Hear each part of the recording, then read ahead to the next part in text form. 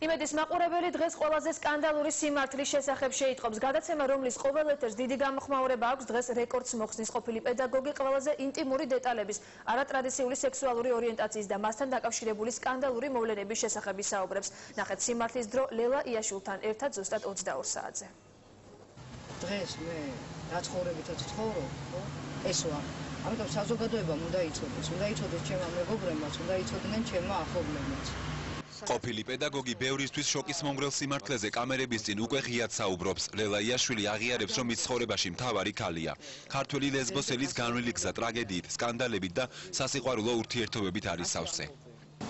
ქალს თავისი სურვილი არ აქვს, ვერანაირად ვერ გამოიყენებ ვერაფერში, ვერც სექსში, ვერც რაიმე ბინძურ საქმეში.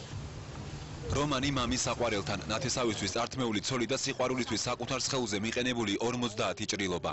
ლელა იაშვილზე კახეთში ლეგენდები დადის. სოფელ ვაზისუბანში ჩაშლილი ქორწილიც კარგად ახსოვთ. გაქცეული პატარძალი არ მალავს, რომ საქმრო კახეთში იმიტომ მიატოვა, რომ ვერისაბანოში გოგოებთან ერთად კარგი დრო ეტარებინა.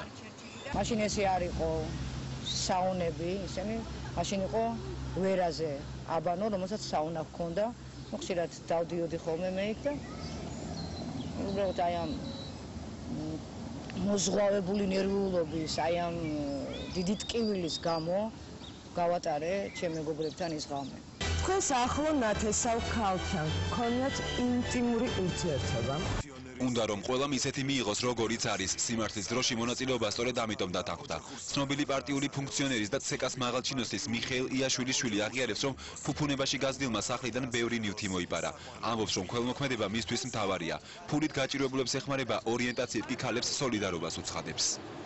ახლობელ ქალს ან გაცნობილ ქალს შემეხედნა თვალებში, ან მის საუბრიდან გამომდინარე, აი ეს ტკივილი, ის რაღაცა გადატანილი მძიმე პერიოდი, ხო, მე რაღაცნაირად შემემსუბუქებინა და გვერდში დავდგომოდი. და მე უკვე აი მივყევი აი ასეთ დინებას.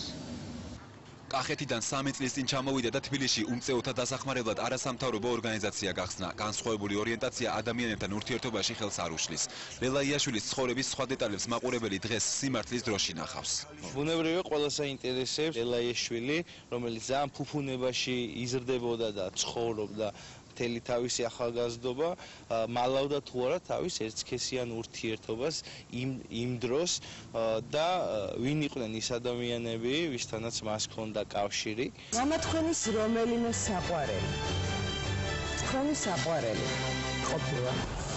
სკანდალური კითხვები და სკანდალური პასუხები. 52 წლის ლესბოსელის დრამატული ცხოვრების შოკის მომგვრელი სიმართლე იმედზე ზუსტად 22 საათზე დაიწყება.